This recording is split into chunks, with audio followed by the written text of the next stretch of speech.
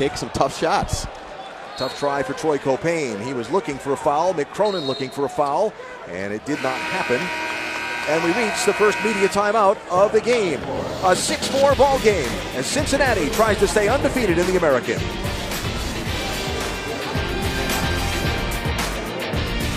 Whiteout day in a sold-out arena for a big rivalry game in the American. Cincinnati and UConn just played 4 minutes, and it's a 2-point ball game. Alan Bestwood, Coach Tim Welsh here with you. These two teams have become very fierce rivals in the brief 3-year history of the American Conference. In fact, UConn has taken Cincinnati out of the conference tournament in each of the conference's 3 years of existence. Bearcats the heavy favorites in this one, following on an instant classic they played last year, where the two leaders in that game are going to be the two leaders today. Well, it's a 3-year rivalry that goes way back to the days of the Big East. So they used to have a lot of street fights back then. But Cincinnati's not a street fighting team anymore. They can really score. They don't play like they used to. They have a lot of skill on the perimeter. Their inside guys can make baskets as well. Mick Cronin has recruited more offensive players as of late, and Jalen Adams is certainly offensive, and he's getting more people involved as of late. They don't need him to go get 25 to be successful. They need him to get 17, 18 plus the 8 assists. Those are the numbers from the quarterfinal game, that 4-overtime thriller that UConn won last year down in Orlando. Huskies come in having won 3 straight. Bearcats come in undefeated in conference play. We'll see how this one turns out. Certainly the Huskies still a big, highly anticipated draw for the Cincinnati folks here, judging by the energy in the building. Here's Amita Bryma. Try to go to the right hand. Kyle Washington there to defend. Went straight up. He did. It looked like he got a piece of his arm, and Kevin Ollie not happy. And Troy Copain will be fouled trying to drive into the paint. Vance Jackson will pick up the foul for the Huskies. Troy Copain, the senior guard, seems like he's been around forever for this Bearcat team.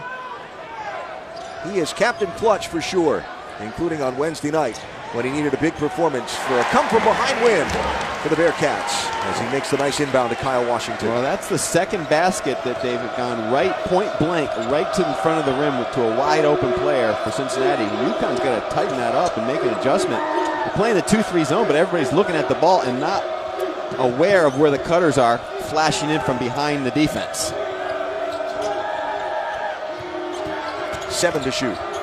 Purvis in the lane. Right-hander won't go. Bryma gets fouled as he tries to put up the rebound.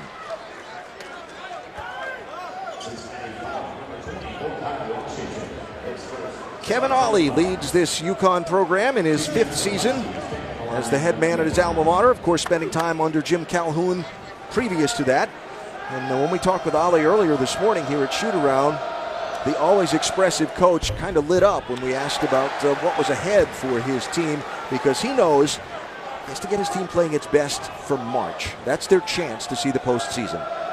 Well, Kevin is such a positive person. Everyone knows that. And I've followed this team very closely since the beginning of the season, understanding what they had early with Terry Larrier and Altry Gilbert, and then losing them. They weren't ready early in the season, but they would have been now if they had those 2. But Kevin doesn't want to talk about that. He's got these 6, and he's got his 6 solid players ready. And they've won 3 in a row against the lower part of the league, but they're playing much better basketball. And you see today, they're not backing down from Cincinnati. Shot by Kevin Johnson missed. A 3-point deficit for the Huskies. This is Christian Vital, freshman, handling the ball. UConn again playing just 6 players basically because of that unreal stack of injuries. Into Bryma. Blocked by Gary Clark.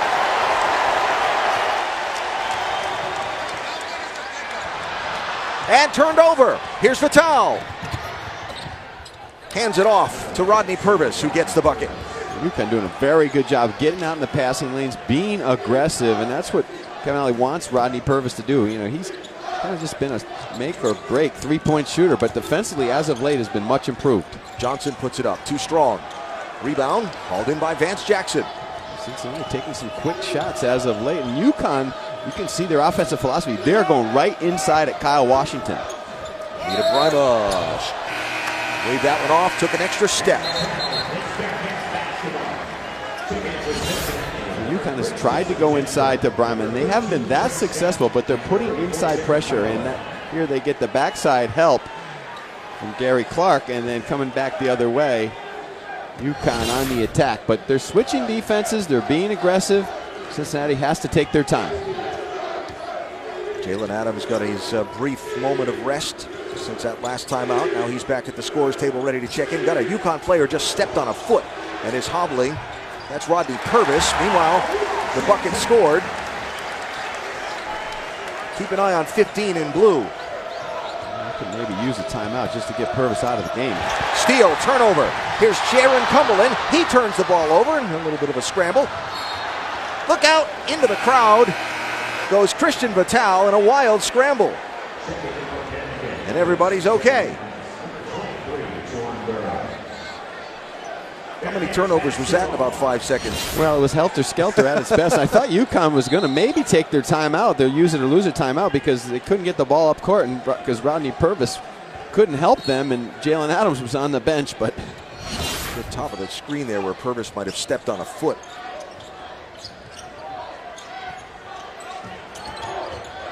Cumberland, nice feed outside to Justin Jennifer. That won't go. Offensive rebound, fought for and taken in. Trey Scott, 13 on the floor for the Bearcats. Unbelievable, though. These officials do not call travel on that play. Jaron Cumberland just flat walked on his little move to the rim. That'll go the other way. So Rodney Purvis has gone to the bench for UConn. Jaron Cumberland gets tagged for the foul, and that is another turnover for the Bearcats. Mick Cronin not happy with Kyle Washington. And Kyle Washington has been a very good player this year so far for Cincinnati. Everybody knows he can score, but defensively he has not been the player they need to protect the middle. And with Nasir Brooks out with an injury today, they're lacking a little bit on the inside with their rim protection. Vital lost the handle on the ball, out of bounds. Fourth turnover by the Huskies. So 4 for UConn, 3 for the Bearcats. And it'll be Cincinnati's ball, leading by 3. Well, a little bit too much dribbling by Connecticut on that possession. Vital tried to take it into traffic. Kansas just lost at home to Iowa State. Wow. Any given day in college basketball anymore, right? There's Clark. Short on the 3. UConn with the rebound. So Purvis is back at the scorer's table ready to check in. Jalen Adams pulls up. He's off the mark. Ball tipped and goes out of bounds off of Trey Scott. Connecticut will get it after the timeout. 3-point ball game as we approach the midway point of the first half in Cincinnati.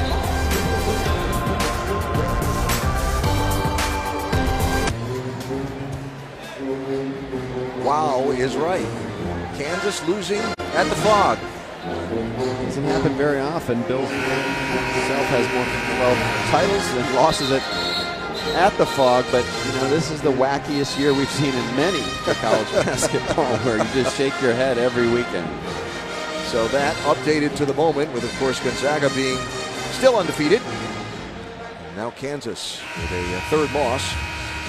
Be interesting to see what this does to Joey Brackett's view of the #1 seeds. Syracuse with a win over Virginia, 9th ranked.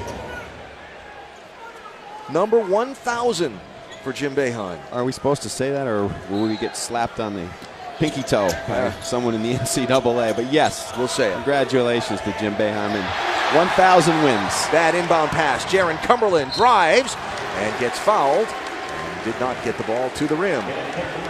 I heard Andy talking about it in studio earlier, and just I can't agree with him more. Just there's other ways to go about when you have sanctions of NCAA violations than to pull wins. And anybody that counts in my book, that's number 1,000 for Jim Boeheim. And a great win today, did it? And more importantly, the team is playing very, very well right now, and kind of mirrors of what they were doing last year when they were no one talked about it. They were dead in the water, and all of a sudden you looked up and they were in the Final Four. So Cumberland drops that one through. And Jalen Adams, more importantly, I think, goes to the bench with his second foul. Remember the Huskies playing with just 6 guys. They have Enoch and Durham available to them today. But Kevin Ollie telling us earlier he really didn't want to play them if he didn't have to. Again, looking ahead to try and have them be in their best form come March. Shot clock at 5. From outside, that one off the mark. And going to be a foul on, looks like, Jacob Evans on that one on the Bearcats. NBA Saturday primetime tonight, presented by Verizon Wireless. ABC 8:30 Eastern from the Garden in New York. LeBron and the Cavs against Melo and the Knicks. We tip with NBA Countdown, presented by Straight Talk Wireless at 8. And, of course, it streams live on the ESPN app and watch ESPN. Steven Enoch in the game, and Kevin did say to us that he didn't want to use him because he didn't practice, but he really has no choice because of the foul situation. So the Bearcats now 3 minutes without scoring.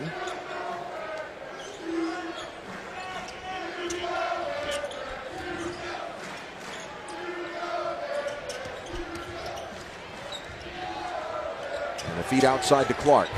Nope. Rebound by Jackson. Purvis will handle the ball. Kenton Facey, who's been dynamite for the Huskies lately. Floats that one a little short, gets his own rebound. Left-hander won't go. And the Bearcats get the rebound. Oh, that was a real good move to the rim by Facey, and that's the Facey you haven't seen much of, but in the last month, that's been his MO, being in the attack mode on the offensive end. Really quick shot by Jaron Cumberland off the mark, but a foul on UConn will keep the ball in the Bearcats' hands.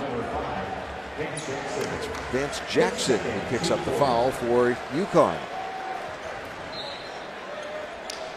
His second.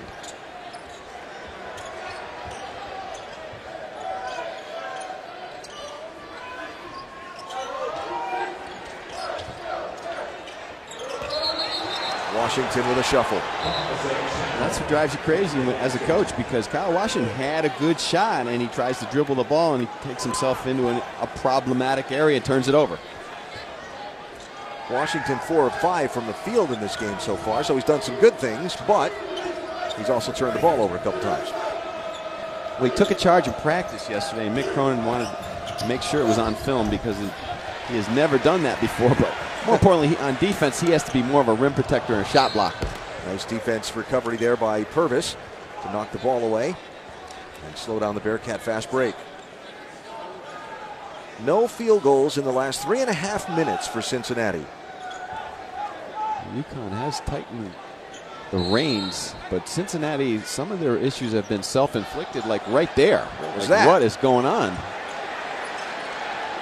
That was a violation. I don't know what Tom Eads is looking at, but he rolled the ball in bounds.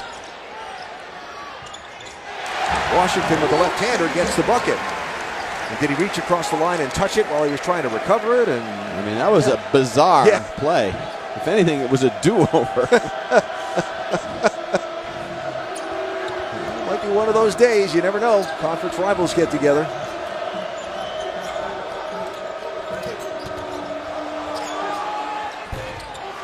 A 2 for Vance Jackson. Well, there's the improved Vance Jackson, a guy who now has a little bit of a middle range game. Early in the season, he just stood on the perimeter, wanted to take threes. Not in a good rhythm from the 3 early in the year, but now he has mixed up his game. Washington again, that's for 3.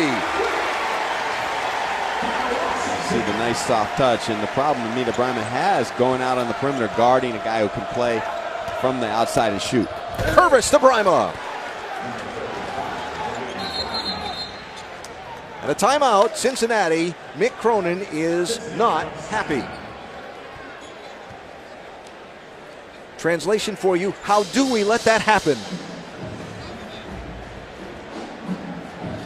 4-point lead for the Bearcats. 4-point lead for Cincinnati. Kyle Washington, the junior forward from Minnesota, of course, transfer over from NC State. 6 of 7 from the floor for the Bearcats with 13 points. Here's that bizarre inbounds play a minute ago. That's a violation. There's no doubt about it. I mean, he rolls the ball in from the baseline, and I think he caught everybody off surprise. I don't think anyone's ever seen that. He just fumbled the ball.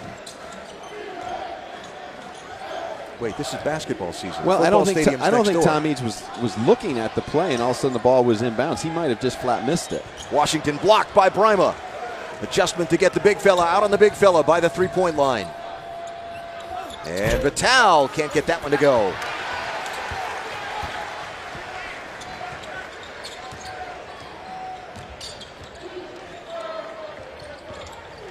Copain drives, feeds back outside. Around and out for Jacob Evans. And the Huskies trail by 4. Well, right now, Kevin Ollie's defense is buying him time with Jalen Adams on the bench. And Kevin, traditionally, when someone has 2 fouls, they sit for the rest of the half. Now, this is not your normal team because Jalen Adams is so important to Connecticut. And we'll see if they get behind a little bit more if he goes against his theory and brings them back into the game. Copain for 3. Nope. Brima gets the rebound for UConn. A lot of quick shots for Cincinnati. Just one and done.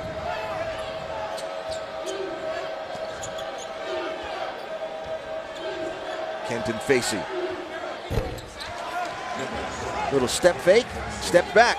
A little step fake, step back. And Kyle Washington, way too easy, just allowed the ball right into the low post. And Cincinnati had some issues the other night with physicality against Tulsa. They got out rebounded by 10, and they don't rebound the ball as well as they have in the past offensively either. That's why they've got to work the ball and get better shots.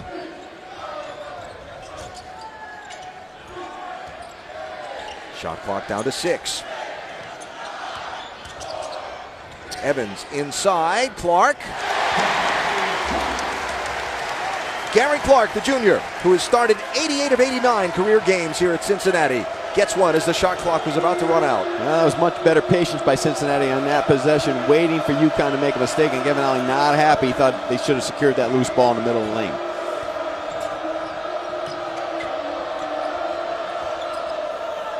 Vital from way outside. Doesn't get the bounce.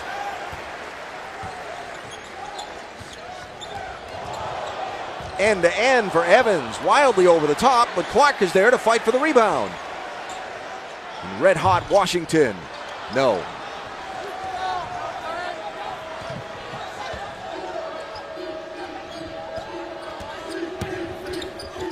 Jackson feeds inside. Brima goes down in a heap with Copain. Ball will go to Cincinnati and a timeout with just under 6 to go.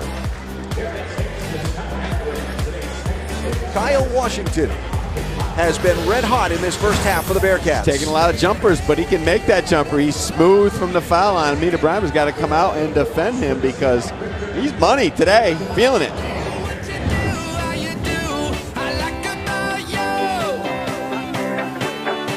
Tonight from Gainesville in the SEC, 8th-ranked Kentucky and 24th-ranked Florida. Matchup in our Saturday primetime game presented by AT&T, of course streaming live on the ESPN app or watch ESPN. Malik Monk, can he lead the way for the Wildcats again down in Gainesville against the Gators? Well, it's going to be a tough out tonight for Kentucky because Mike White's got his team playing very, very good on both ends of the floor. Really an up-tempo style, but patient on the defensive end. They don't gamble. They don't make a lot of mistakes. And so impressed the other night. I watched some of their game against Missouri. They just ran Missouri. Now, Missouri's not a good team, but they just ran them out of the building in about 8 minutes. And that highlights from their very difficult, grinded-out win over the Georgia Bulldogs, where Monk put in 37 to go with 11 rebounds. So here in Cincinnati, 4-point game between the Bearcats and the UConn Huskies.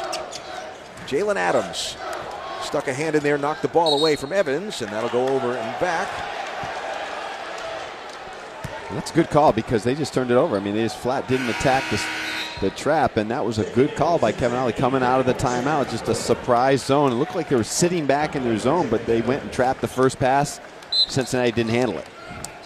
Adams in the game, playing with 2 fouls. Vance Jackson also in the game with the ball here, playing with 2 fouls for the Huskies. Travel on Stephen Enoch, who is in the game.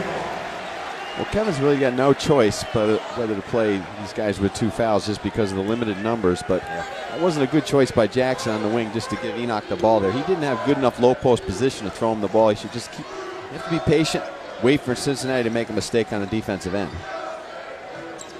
Kyle Washington out of the game for the Bearcats for the moment.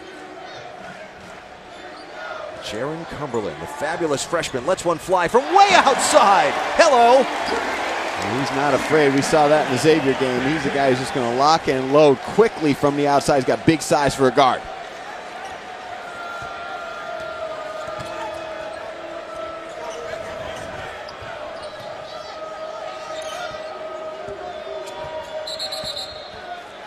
Foul in the lane. Believe that's going to go on Stephen Enoch, and it will. Tangled up, wrestling for position in the paint. This is how you have to know your scouting report here. In the zone, Rodney Purvis backs up on a guy who has deep range. You're playing that zone. You've got to get up in Cumberland's grill. Talked with Mick Cronin this morning at shoot-around about Jaron Cumberland. And I said, is the production you've been getting out of him this year a surprise to you at all? He said, oh no. We watched this kid for 3 years. We knew he was going to be good and be good right away. There's Johnson. Kevin Johnson with the three for the Bearcats. And a timeout, Connecticut.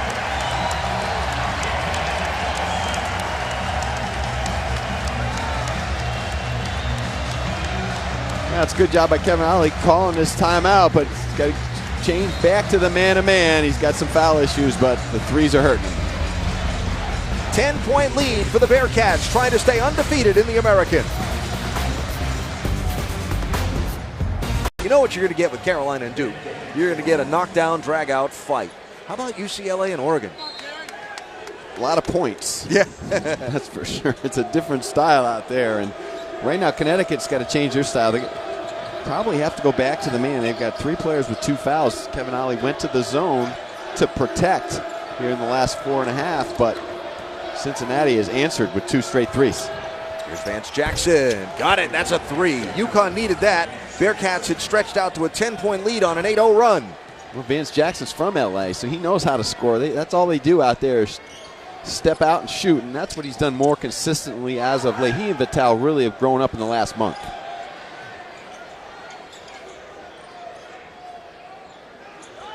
Here's Clark. Now Quadri Moore puts up the 3. Got it! The junior from Linden, New Jersey, drains the long range. Well, Connecticut's just got to shake its head. First the guards start knocking down threes. Now Quadri Moore comes in. He and Kyle Washington can really shoot for bigs. Purvis steps back. Got it. A 3 answers right back for Rodney Purvis. Well, Cincinnati has the 2 bigs, Kyle Washington and Quadri Moore, both kind of similar. They can shoot from the outside. They like Nasir Brooks, though, because he gives them a different look. He's more of a physical defender inside, but today they've got to go with the offense because of Brooks' injury.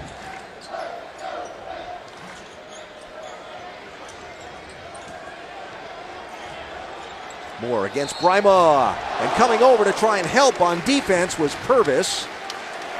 And I believe he's going to pick up the foul there.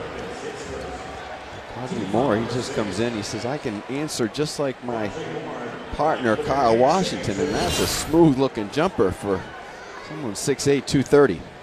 He's 7 of 19 shooting the 3-ball this year until that one. Now shooting free throws here is Quadri Moore, 6'8", 230, a junior. Again, just to reiterate, I mean, Cincinnati's numbers defensively are still very, very good. The field goal percentage defense in conference about 36. They don't rebound the ball as well as they used to. On the season in the league, they're only a +2, but defensively from the 3-point line, they're still strong. But they don't foul. They're not a punch-you-in-the-gut defensive team. I think Mick's adjusted well to the new rules over the last few years. The freedom of movement, he's recruited more offensive-type players. So a 9-point lead for the Bearcats. Kenton Facey has it knocked away as he tried to go to the basket. UConn ball, 16 to shoot. Well, that's a good idea, though, for UConn. They've kind of ignored Facey for periods of time, and they kind of have to be reminded that he's a good offensive player now. He's become one over the course of this season. They need to look inside to him and let him do some work. He's got the ball here. Now hands it off to Purvis. 8 to shoot. Nice from Purvis. That's a good job by Rodney Purvis, just sizing the defense up, taking his time, using the pick at the top. Cincinnati didn't show. He knocked it in. 9 points for the senior.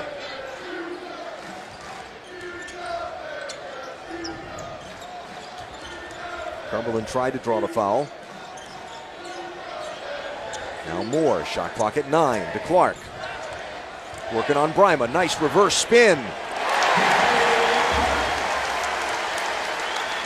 That's good offense by Cincinnati, really taking their time, attacking Brima, understanding that he's a better defender off the ball than on the ball.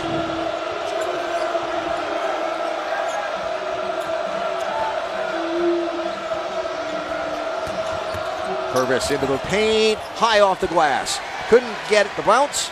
Brima couldn't get the rebound. Here come the Bearcats.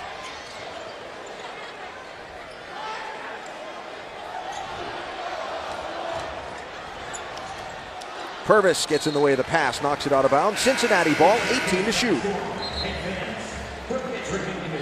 Trim and Andy coming up on the Land Rover halftime report. The Jayhawk home streak ends. And Jim Boeheim's milestone? Question mark. That's a good way to put it. Depends who you ask. That's coming up. Don't ask any of the coaches who coached against him. I think 3 of those 101 wins are against me, and I told him he can have them back. That's no problem. Cumberland shot off the mark. You were texting with Jim I coached in the after game, and actually I remember having to shake his hand, and I didn't feel good, so he won the games. And the block. Justin Jennifer will be called for the foul. You're on the attack. Cincinnati never gets their defense set. Here they've got their heads turned around, and Rodney Purvis does a good job of just finding an angle and runs into Jennifer, and Jennifer is not set in the legal guarding position. Feet still moving. The 13,400 other referees in the building disagreed, but you know. Minute to go, first half.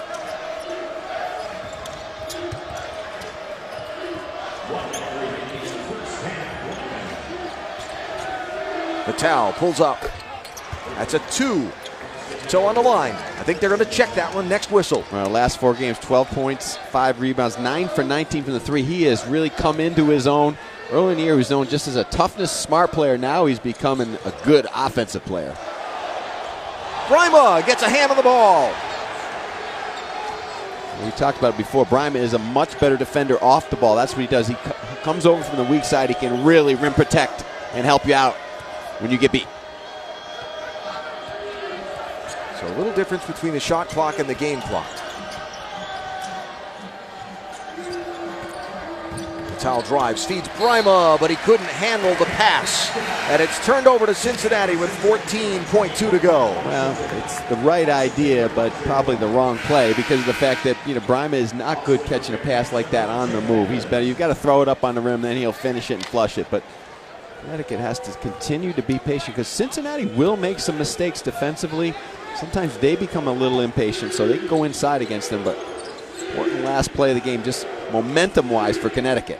Evans and Washington back in the game for the Bearcats. There's Cumberland with 5 in the half. Off the mark, rebound. Clark!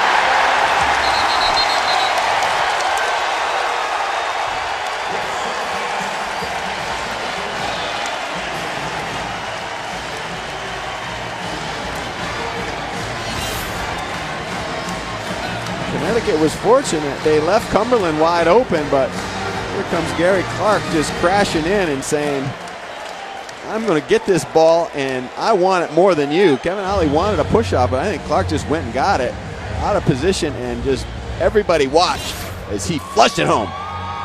8 points, 8 rebounds for Gary Clark in that first half. So Cincinnati leading UConn by 9 at the half.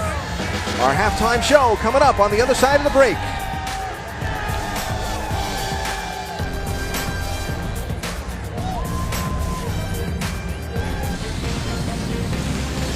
The American on ESPN from Fifth Third Bank Arena in Cincinnati. Sold out and jamming with energy on this Saturday as an American Conference rivalry game between the UConn Huskies and Cincinnati gets ready to begin the second half. 8-point lead for the Bearcats. Alan Bestwick, Coach Tim Welsh, back and forth game for a while. Some sloppy play, some turnovers. Then a guy got hot for Cincinnati and made a big difference. It wasn't who we were expecting. Well, Kyle Washington all year has been a consistent performer on the offensive end of the floor for Cincinnati, and he came out of the gates tonight on fire. He really took UConn's bigs away from the basket, said, okay, come out and guard me. I don't play like a big man. I play more like a guard. He can go inside. He's got the jump hook on the baseline that he can be efficient with, but more importantly for Cincinnati, he can stretch the floor, especially against big, powerful defenders like Brima and Facey, who aren't used to going out on the perimeter. And Cincinnati had a good game plan, taking UConn's bigs away from the basket, which also allowed other driving lanes to the rim to bring the shot blockers away from the rim. Kyle Washington averages 13 points per game on the season. He got that in the first half on 6 for 9 shooting, and you see he had a majority of the Bearcats scoring when you compare it to other players. Another interesting twist on that whole thing, the guys we expected to lead their teams tonight have not. Troy Copain, no points in the first half. Jalen Adams for the Huskies, no points in the first half. Well, Jalen Adams has some foul issues, and I think that really got into his head a little bit because UConn, when someone gets 2 fouls, usually you're to the bench for the entire half.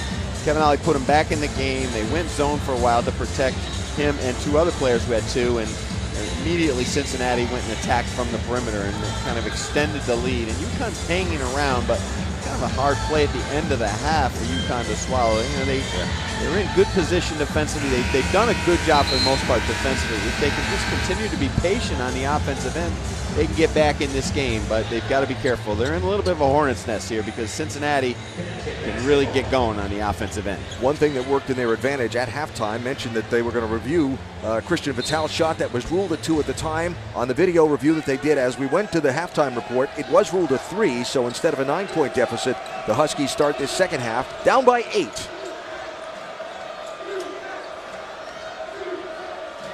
Inside to Kenton Facey with the big running hook. And Brima with the tip, that wouldn't go. That was a good set, though. Facey going at Kyle Washington, making Kyle Washington defend on the low box. Inside now to Clark. He works on Brima. Back outside to Copain. Right-hander, what a nice adjustment to get around the closing Brima. It's hard to contain Troy Copain for an entire game, and that time use his size to get into the lane as a big guard.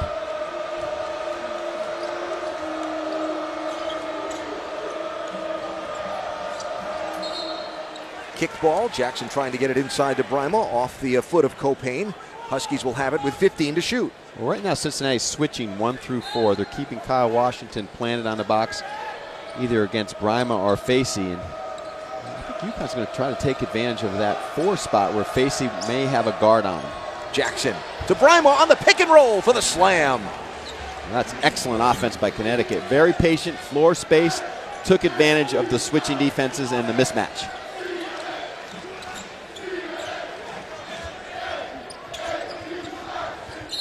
Adams got a hand in, knocked that ball away from Copain. Bearcats have it with 19 to shoot. Well, you got to be careful when you throw the ball to Amita Brima on the run where you deliver and how much traffic he's in. But that was a perfect delivery and nice catch and finish. Good offense on the attack. Here's Washington inside on Facey. Short, Facey with the rebound. Huskies with a chance to close an 8-point deficit. Adams pulls up. His first points of the ball game. It's a 2. Jalen Adams really playing under control here. Pushing the ball up the floor, not looking for his own bucket many times today, but really understanding that he is the quarterback, but can still knock in that shot. Kevin Johnson for 3. That's Cincinnati with their own version of patience and offensive spacing. Unselfish play, finding the open man on the perimeter.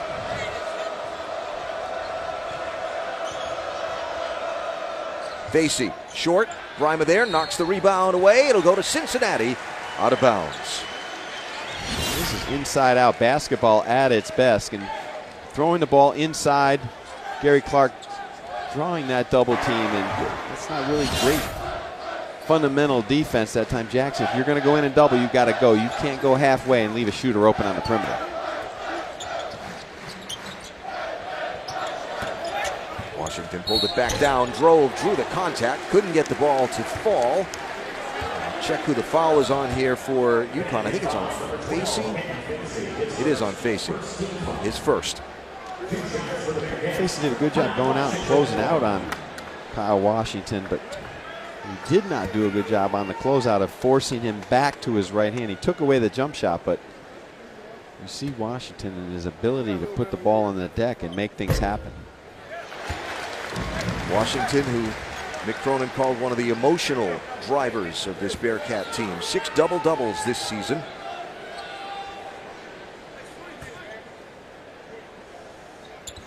And he powers the Bearcats to their largest lead of the ball game at 11. Copain on the steal. They couldn't convert. Huskies run. Good sneak attack on the pressure. UConn very fortunate. Jackson drains the 3. And that is a smooth looking perimeter shot by Vance Jackson, but Connecticut's got to be aware that Cincinnati will trap on makes and be more organized. Get set in their press offense. Clark guarded by Brima. Facey there also. Clark, nice step back hook shot to get away from the big reach of Amita Brima. Well, that's what Mick Cronin wants. He wants Gary Clark to be more aggressive on the offensive end because you see his skill set out on the perimeter facing and down low. Left-hander, Brima. This is old school basketball. Who says no one posts up anymore? Both teams going right down to the well for back to the basket moves. No 4-guard outside game here, is it?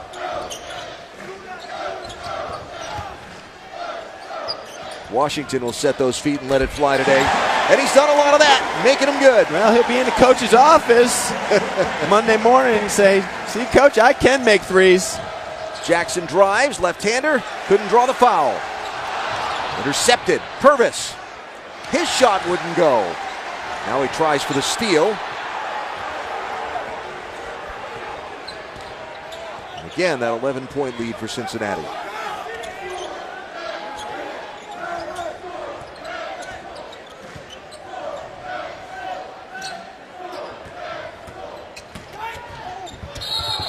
Foul as Johnson drove into the lane.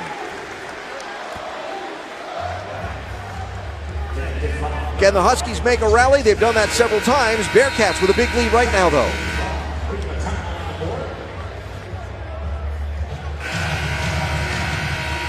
All right, Adnan, great to hear from you. So is this going to be another one of those weeks like we had, 2 weeks ago, where so many of the top 10 teams lost all in the same week? Got Dazona in trouble right now. West Virginia's behind early in the game. Cincinnati rolling here, though.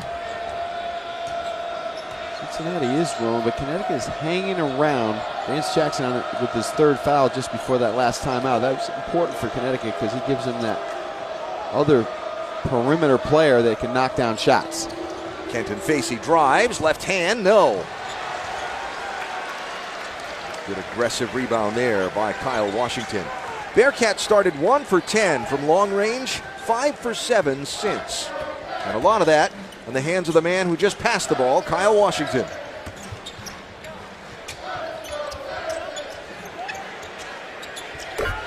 Another one. Gary Clark. Well, Cincinnati's doing a nice job of taking advantage of mismatches on the perimeter. Their bigs can all step out and shoot. That time Enoch not close enough by a long shot on Clark on the perimeter. Facey with the spin. Too strong. Facey's getting some decent looks, and he's been converting those as of late. He just can't get them to go down today. Copain back outside. All kinds of time for Clark to set his feet and drain a 3.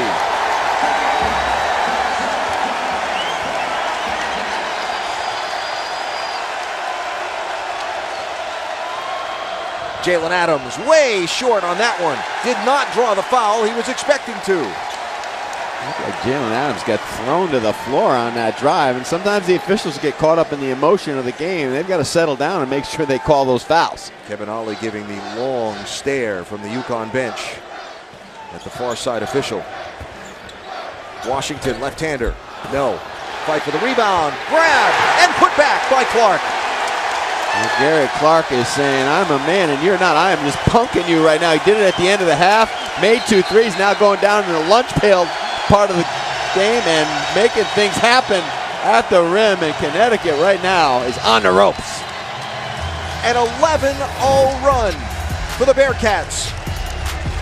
They're coming up and attacking from the perimeter. This is just way too easy. Gary Clark posing like he's Steph Curry and then going down where you make your money for Mick Cronin right at the rim.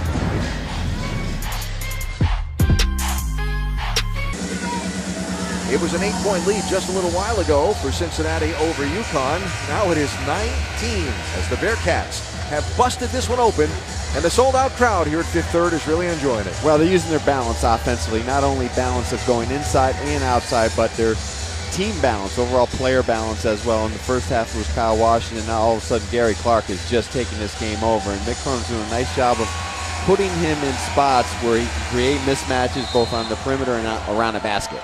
One of the toughest places to play. 21 in a row here at home for the Bearcats. And almost created another turnover there.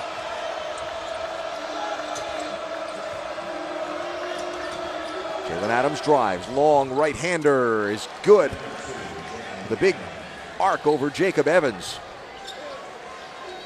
Well, UConn right now, they've got to clean up how they play these pick and rolls with the bigs, both Gary Clark and Kyle Washington out on the perimeter. And make sure they take away that three, because right now Cincinnati is way too comfortable from the perimeter because UConn is not putting good enough pressure after the pick and rolls.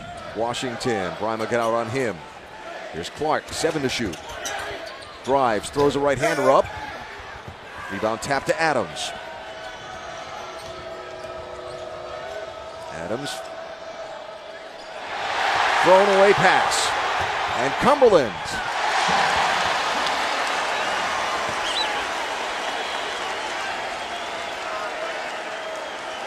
Well, you just can't do that against good basketball teams, and Cincinnati is that. And just throwing a loose pass from the corner all the way out to the perimeter is a recipe for disaster. Jackson draws the foul tonight.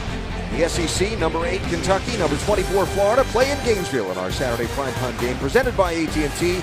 It'll be streaming live on the ESPN app and on Watch ESPN if it happens to begin while we're out at dinner after this one. We can keep tabs on it. Should be a really good game, and of course always a fun atmosphere in Gainesville, especially when Kentucky comes to town. There's no doubt they were juiced up there this morning, and yeah, Jay Williams playing to the crowd as always, picking the home team. I'll give Seth and Jay Billis a little credit. At least they picked Kentucky, you know.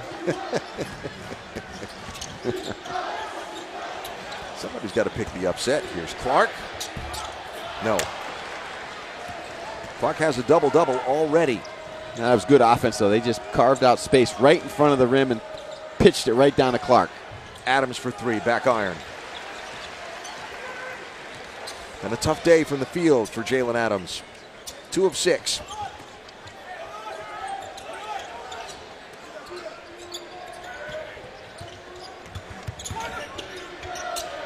Washington again. That's 2.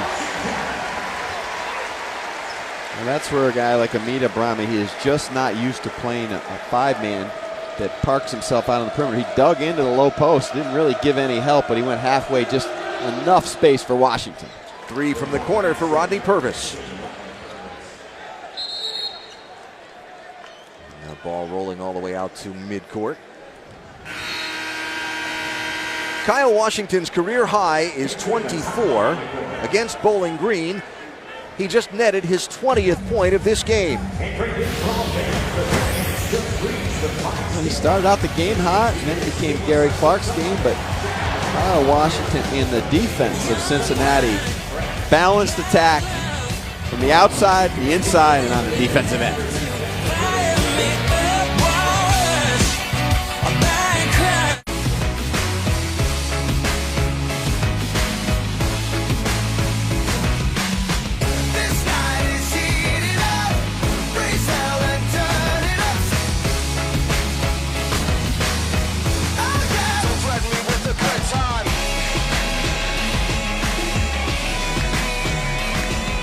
Having a big time are the fans here at Cincinnati today, as their Bearcats have broken this one open on the UConn Huskies. As Kyle Washington is having a career day, he's got 20, and in the second half, the Bearcats are 4 from 4 from outside. Well, this has happened in a variance of ways today, but here you see Jacob Evans on the drive, and Amita Brahma just kind of lowers himself to the level of the basketball and just doesn't have the wherewithal or experience to come out and close out on a shooter on the perimeter. I mean, he's used to playing out in the middle of the floor as a help defender at the rim, but not contesting at the three-point line.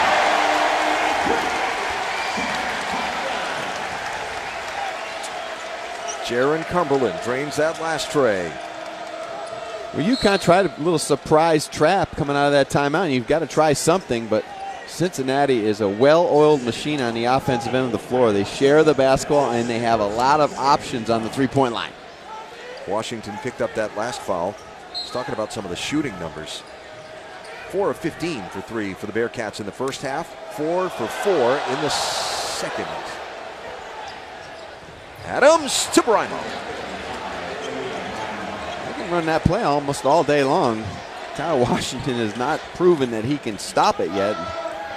Jalen Adams, if he can get into the gap with a spread offense, they can find Brymo at the rim.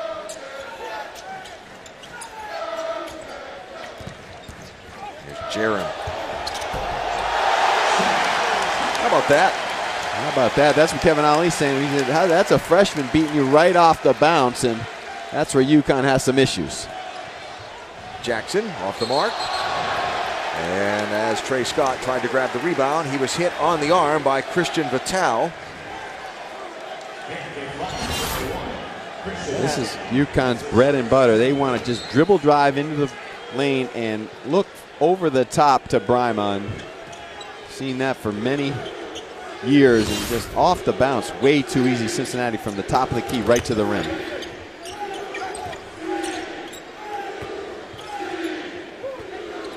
A 20-point lead for the Bearcats. It was 8 at the half.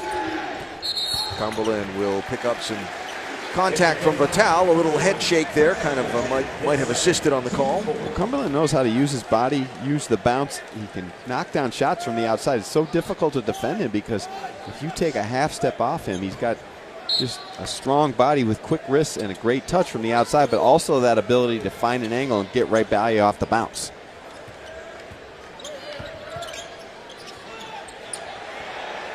Off the screen by Washington. Cumberland drains the tray. Well, Jaron Cumberland wasn't a highly recruited player coming out of high school because he didn't have that lightning quick body or athleticism that everyone looks for. He wasn't ranked high, but you can see he is a very good basketball player. Washington with his 7th rebound of the ball game. Working on a double-double. Working on another 3.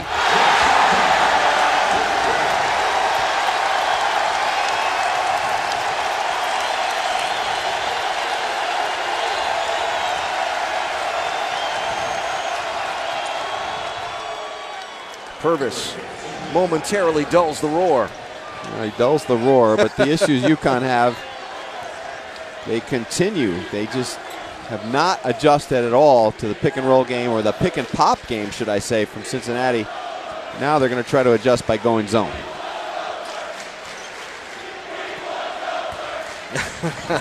Trey Scott off the mark.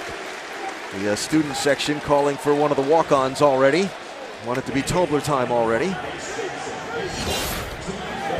Vance Jackson picks up the foul.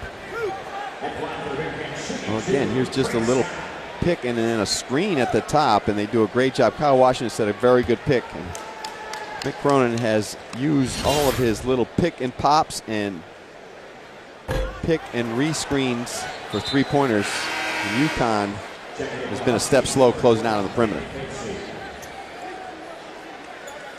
So Jackson heads to the bench with his 4th foul of the ball game. And Scott gets the 2nd of the 2 to go. 25-point lead for Cincinnati. Under 9 minutes to go.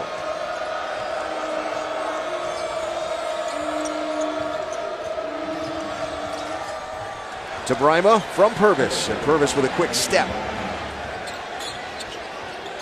15 for Amita Brymo. UConn offensively has been pretty good today, but their issues have been down on this end of the floor. Cincinnati really has opened up this game with good passing, good balance, and understanding that UConn has struggled to guard from the three-point line.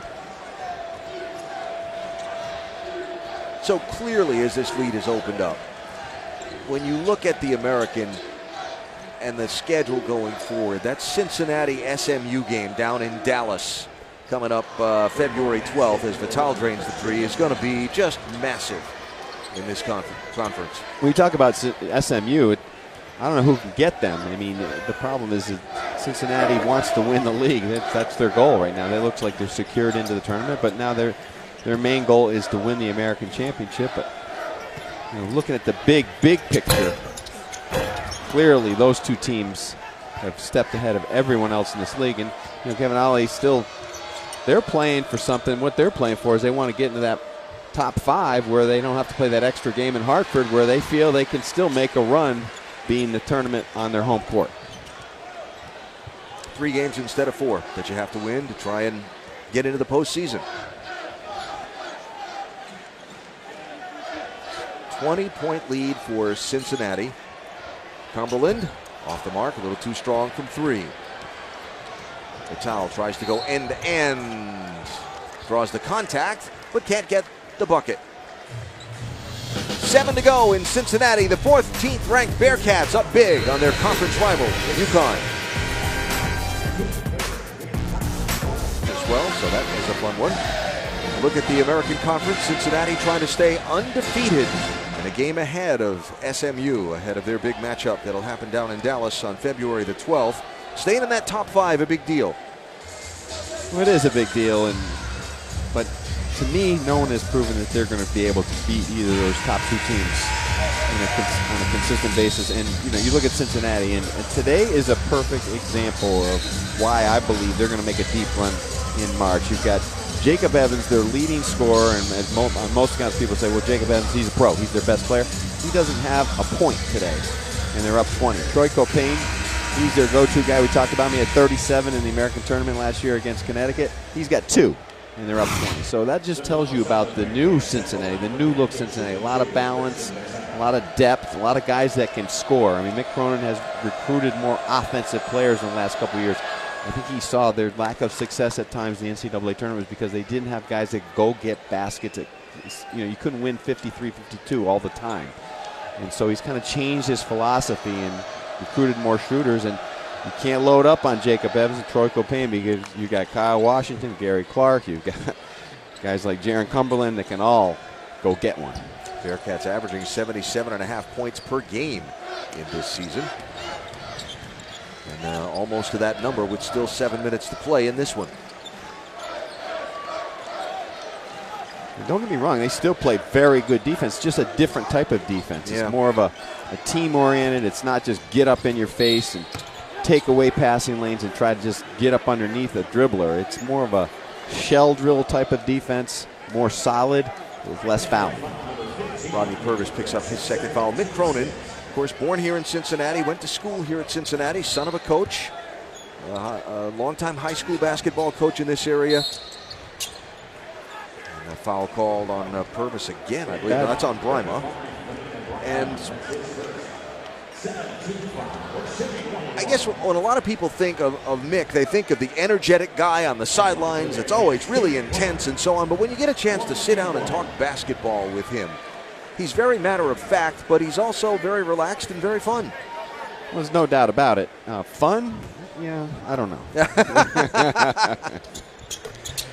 I find it to be. No, I would say his dad's fun. Heck, that's the fun part. Coming to practice is no fun unless his dad's at practice, which he was yesterday, and I get to sit next to him, and that's always an education. And that's when you really find out what's going on within the program and with the team and who's playing well and what happened. And Hep said they got back late from Tulsa the other night and took a deep breath. And he says, Coach, I don't know how the heck we won that game, but because we found a way. And that's why this team is different than a lot of the Cincinnati teams. End of the game, they found a way to make shots after really dreadful first 35 minutes against a good Tulsa team on the road. Up by 20 here with 6 minutes to go.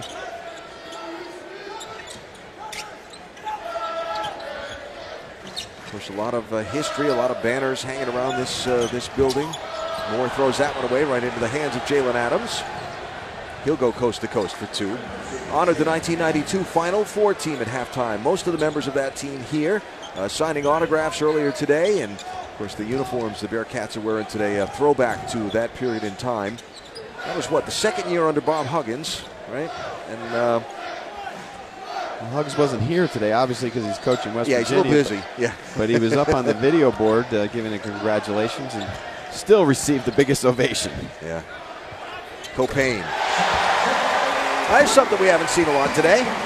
Well, again, the balance of the team. And you look at Troy Copain as a senior. You'd think a senior, he goes 35 minutes almost with only 2 points. He'd be frustrated or maybe trying to get his own. But that's what type of team they have. They have an unselfish basketball team that just cares about winning. Purvis. The towel gets fouled, trying to bring that tough grab into the bucket. It'll be on Padre Moore.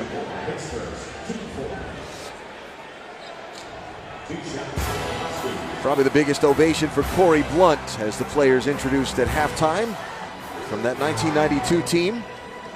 What do you remember about that? That team could guard you. And then you talk about physical defense, and you know, we had a lot of guys that could get up and get after you, but Nick Van Exel, got to start with him because he's a guy that was electric as an offensive player. Yeah. Van Exel kind of the engines that drove that team. Look back at the 1992 photo. What was cool about the presentation they did at halftime is all the graphics that they're using, even the graphics they're using on the scoreboard right now in the center of the building. Remember that those big like thick block yellow letters that used to be in the CBS telecast of the NCAA tournament back then? That's what they're using for all of the things related to this tribute today. Back in your day and your beginning as a there you go, TV guy. There you go. Yeah, that's fun. Back in my day, yes. Washington. Oh, that's nice. Recognition of the press. Took their time, went up the sideline. Washington flash posted middle. Off the dribble, soft. And Adams can't answer. Grima missed the dunk.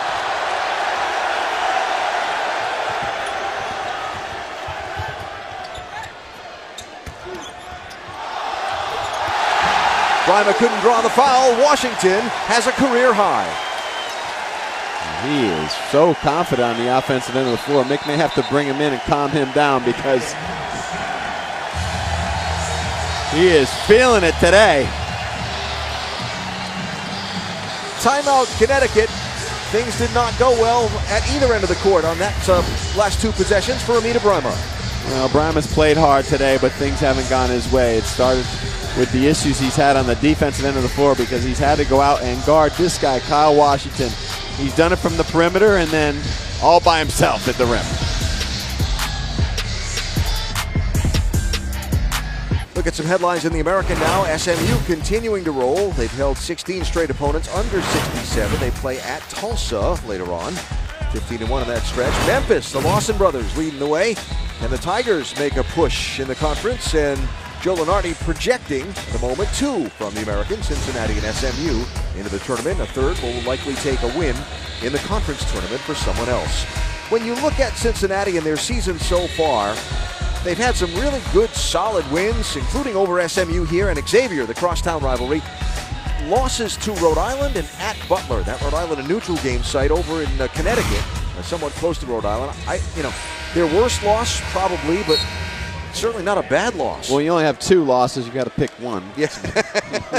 Yeah. So they're not worried about that right now. I mean, they're playing for seeding. There's no doubt about that. And you know, the big game to me for them was the Xavier game because of the fact that the lack of high RPI games that they have left on their schedule, they needed to get that one. And they've got to go to SMU still, and that'll be an unbelievable game, I'm sure, like the one that was here. And there's some tough games left, and I still think the tournament's going to be really interesting because a team like Houston can still get going. They've got Devin Davis back now, which gives them more of an inside presence. I think Tubby Smith's team will still get better, as all of his teams in the past have, as they move forward. With being his first year, they're still learning what he wants. Respect the heck out of Johnny Dawkins and what he can do at UCF as well. So it's going to be interesting moving forward. And then Tulsa, I mean, look what they did the other night. I mean, they had the game almost wrapped up at home against Cincinnati. So Frank Hayes' team will be interesting down the stretch. And then Temple. I mean, Temple has not played well in conference, but they've got some wins against high-quality teams out of conference that makes you say, okay, they can beat you. About 5 of those teams you just listed. Scott tries to drive and picks up the foul as the shot clock was running out. All those teams you just listed, if a shooter gets hot on a given day, can be very dangerous. A minute to remind you about the new 6 o'clock Sports Center. Michael Smith and Jamel Hill want you to join them for the new 6 on ESPN with their own style and personality, talking a lot more than just sports. The party starts Monday. And of course, the 6 available streaming live on the ESPN app and watch ESPN.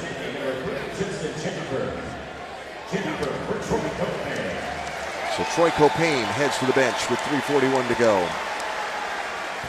Numbers on Copain tonight: 5 points, 2 of 6 from the floor. A couple of rebounds to go with that. Well, Cincinnati did a good job on the defensive end of the floor, and Nick Cronin was concerned with Nasir Brooks being out, and he really likes that young freshman from Philadelphia at 6'11" as a defender and a guy that he can put in when Kyle Washington doesn't do what he wants to do on the defensive end of the floor. But when Kyle Washington scores like he does today, he's going to be hard to take out of the game.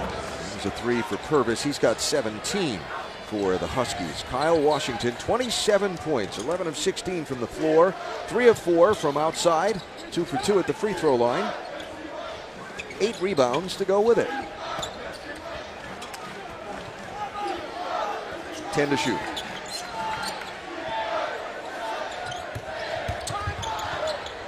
Evans with a step back. And go.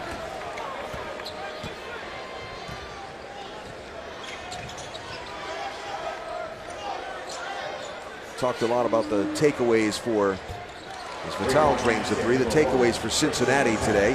Inside of 3 to go. What are the takeaways for Kevin Ollie and this UConn team from this one? Well, they knew they were coming into a hornet's nest, and there's, how do you handle it? Kevin said, okay, wait a minute, we didn't handle it very well at SMU.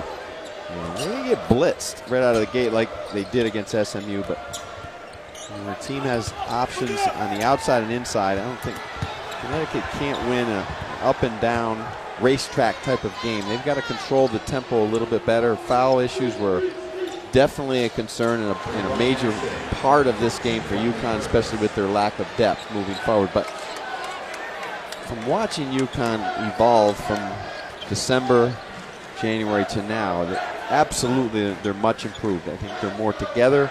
They understand their roles. The freshmen have grown up. They're playing tougher. I think they have more balance. It's not about Jalen Adams going to get 20 every night, but certainly they would have had to play a lot better today to win. Here's Adams. Will not get the bucket, but will draw the foul. Adams said earlier that one of the things about this team that had developed over the season was earlier they liked playing with each other. Now they love playing with each other, and you can see that in the recent run that the Huskies have had, winning 5 of the last 7, but they do have a tough road ahead. Well, they've got a taskmaster on the sideline there's no doubt about it, he's going to keep pushing. It doesn't matter if they win or lose. It's every day you better come in here and get better, and that's why he's one of the better coaches in the country. And they have faced a lot of adversity this year, and it's funny how the season grows on and you look at a team's record and well, what's wrong with you? And people forget who they lost. Not only lost this season, but lost from a year ago. And they were ranked in the top 20 coming into the season, and they probably didn't deserve to be ranked that high because of the fact of what they lost and all their newcomers. Little run by the Huskies here. Timeout Connecticut, but they're still down by a pile. Tonight, we look ahead now to a good one in the SEC. Number 8 Kentucky and number 24 Florida from Gainesville. The Saturday primetime game presented by AT&T, streaming live on the ESPN app and on Watch ESPN. Can the Gators beat them? Oh, absolutely they can beat them in home court, and Kentucky has proven that they still are young at times. You saw it in the Kansas game. At the bottom line of our NCAA cheat sheet, the Zags still undefeated. Won a tough one on the road the other night in BYU and really handily won that game. And Arizona in trouble on the road in Eugene with the Ducks defending their home court very well. If I didn't have a game next Saturday with you, I would maybe try to pull some strings and get a flight out to Moraga with a game day crew next weekend. Gonzaga at St. Mary's. I am jealous. That is a great venue, little campus up there in Moraga, Randy Bennett's hidden gem, and it's going to be a fun weekend in Moraga, California for the crew, because that'll be a big-time game.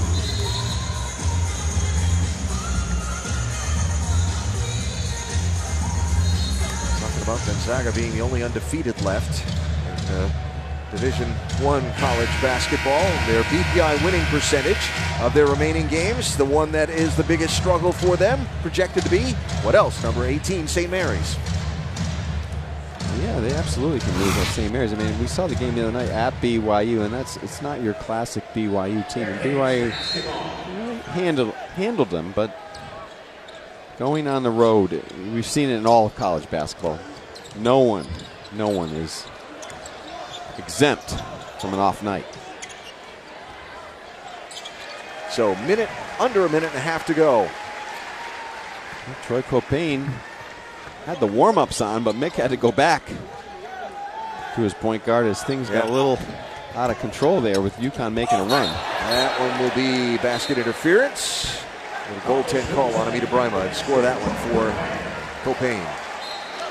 So that stops a 9-0 run that the Huskies had going, much to the consternation of Brima. Well, there's no moral victories for Connecticut, but the fact is they kept playing with their head down, and I think that's a big piece of this team moving forward, not only this year but next year. Is just they have grown up quickly, and I think a team that you don't want to play in Hartford, there's no doubt about it, because of the fact that we saw what happened 2 years ago in the conference tournament, where they just kind of stumbled through the regular season and ended up winning it in Hartford.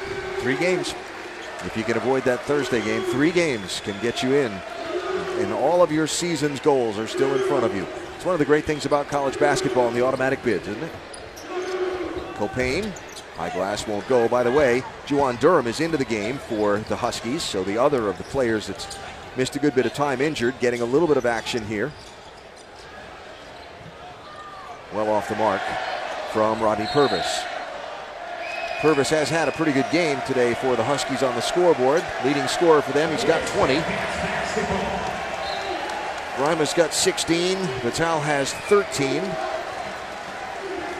But as we come down to these final 15 seconds, it has been all about Cincinnati extending the win streak and continuing to extend the home court advantage here in the Queen City.